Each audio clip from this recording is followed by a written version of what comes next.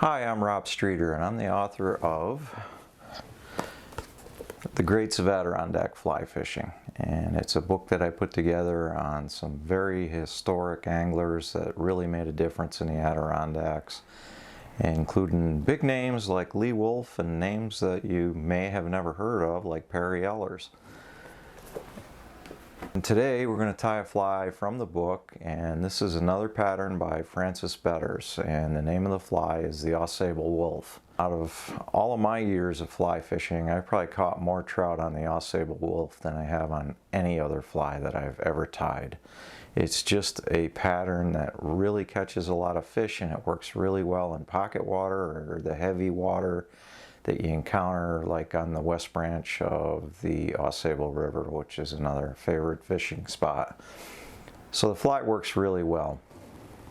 When I was younger, I learned to tie the fly from Fran's book, his pattern guide. Like a lot of other people, I learned how to tie his patterns through that book, and it's very interesting that he self-published that book from all indications. And it was very popular in its time. One of the neatest stories about Fran Betters that I found is how the town honored him after he passed away. If you go up into Wilmington, they're like sculptures, and they're sculptures of Fran's three most famous flies, the Ausable Wulff, the Usual, and the Haystack. There is a monument to Fran right there, and it's all on the bridge that goes over the little pond on the west branch of the Ausable right there in town. It's really neat that the town stepped up and honored this man, because he was a fixture there for years and years, and his fly shop was so popular that presidents of the United States would call him up for fishing advice. So it was really great to see that the folks from the town honored Fran in that way. So here's how you tie the Ausable Wulff. The hook that I have is a little big. It's number 8, but it'll make it easier to see the tying steps. So we'll go with that. Now, would I ever use a number 8? Sometimes. If you're using it in really heavy pocket water, you might go to the fly that big. Usually I make Ausable Wulffs in 10s, 12s, and sometimes 14s. But we'll go with a number 8 just to make it easier to see.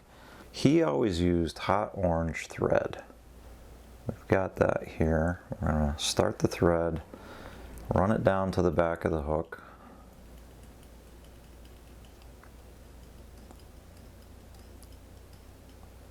And we'll trim it off.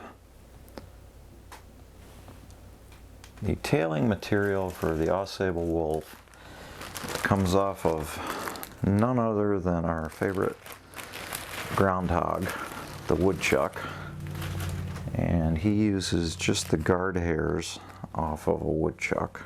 So we're going to get some of that.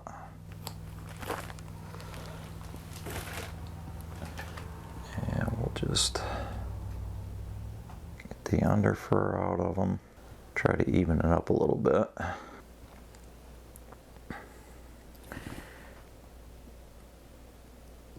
This particular woodchuck made the mistake of moving into and wrecking my buddy's garden. So unfortunately he's no longer with us, but he's being put to good use in fly tying. We'll get our tail in, bind that down. The wing material that he used for the fly is calf tail. I'm just going to grab some of that. Get a nice bunch of calf tail. And I'm going to run it through the hair stacker. I don't know if Fran always used a hair stacker or not. If you look at, I have a friend who's a collector of tackle and flies and everything. He's got flies from many famous people. He was a good friend of Fran's. His name's Bob Mead. And if you look at the flies that Fran tied, a lot of them kind of rugged. They're not, you know, super slick perfectly proportioned all the time. A lot of times his wings were kind of big, but again, he tied flies for the Ausable River and the real rough flows of the Adirondacks. So he wasn't tying flies for the smooth pools of the Catskills like you'd see in the Catskill style of flies. His were definitely a lot more rugged.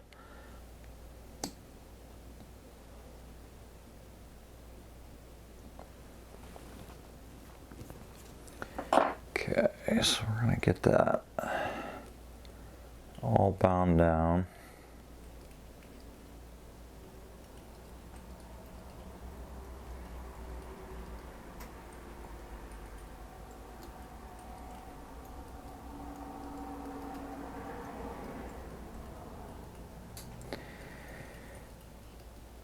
So this fly has a divided wing.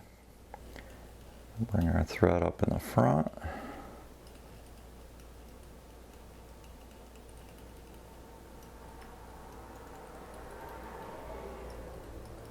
Put a little ball of thread there. And I'm going to put more than that. So we got to keep that wing standing up.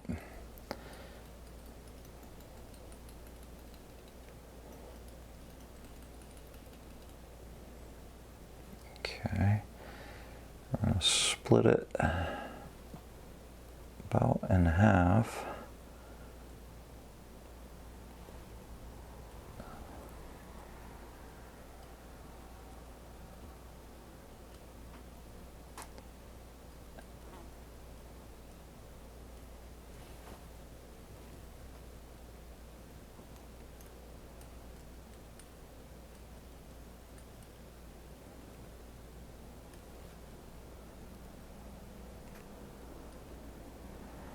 And then we make figure 8 around the base of the wing.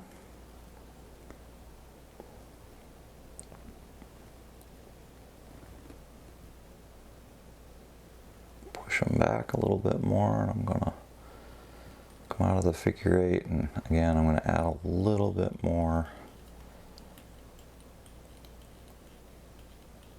thread to that base. A couple little fibers I'm going to clip, and there's our wing. Okay, go down the back.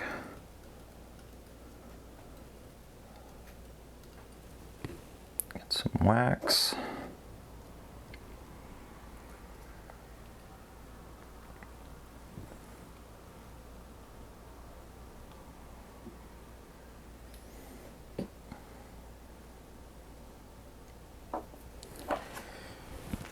So he used Australian possum for dubbing.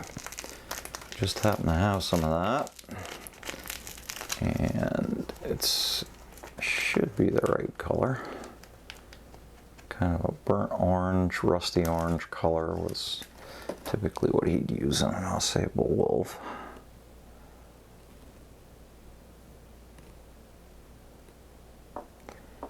Get some of that on the thread.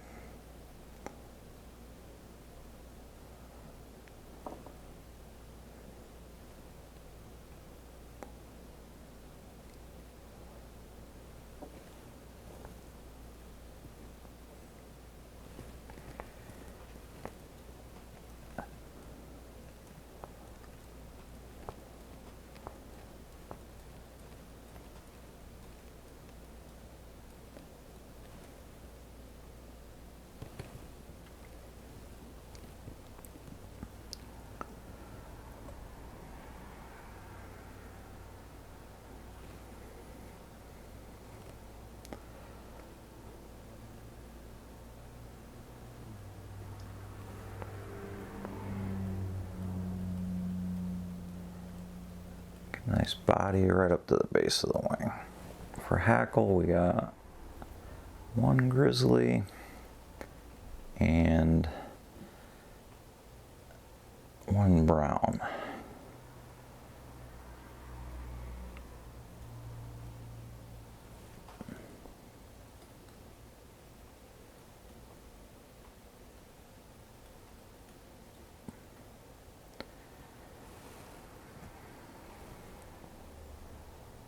those in.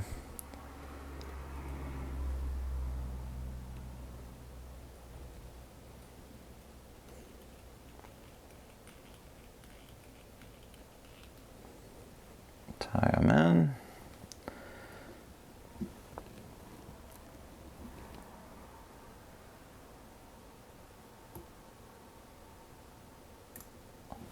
Clip them off. And I'm going to add just a little thin bunch of dubbing.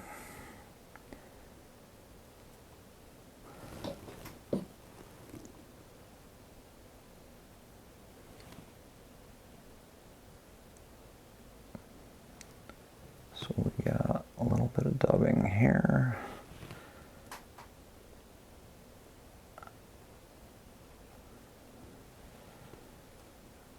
And up in front of the wing. Okay.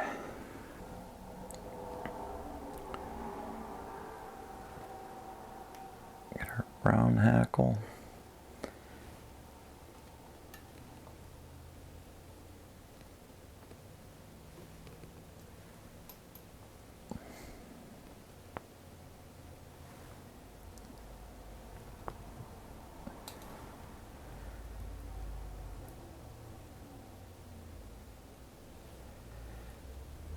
Do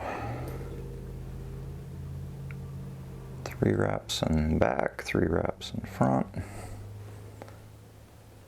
and get that tied off.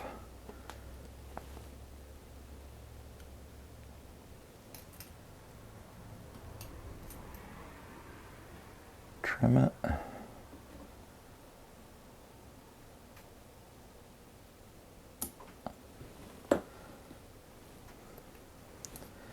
Do our grizzly.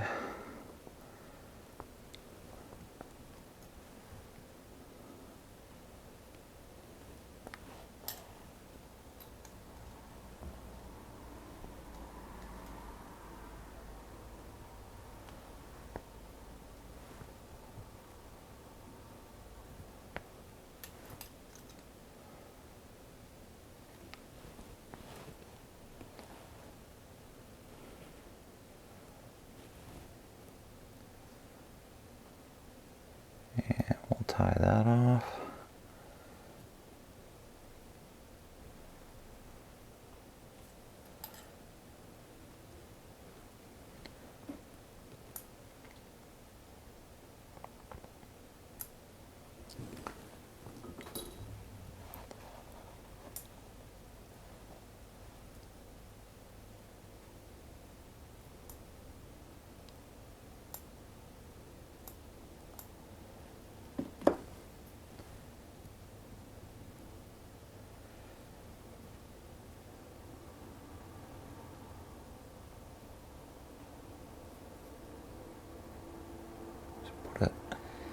Wind a head on.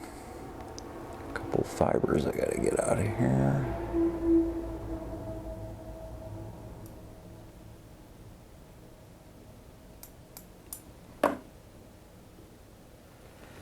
And whip finish.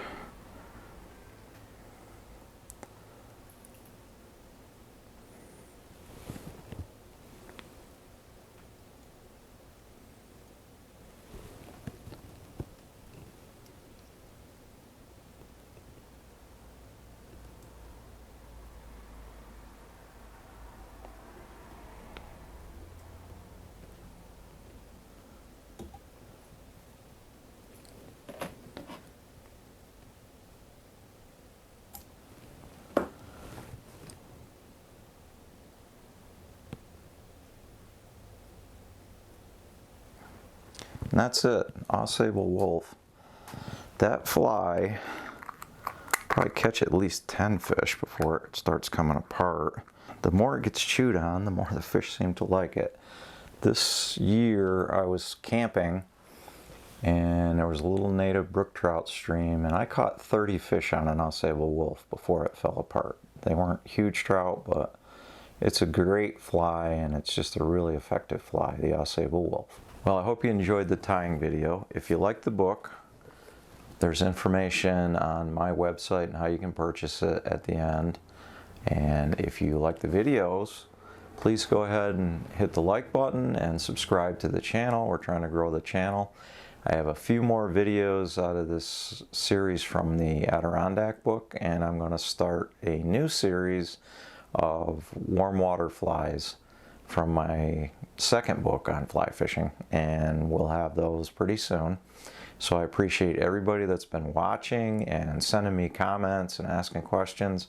I've really enjoyed interacting with everyone. So thank you.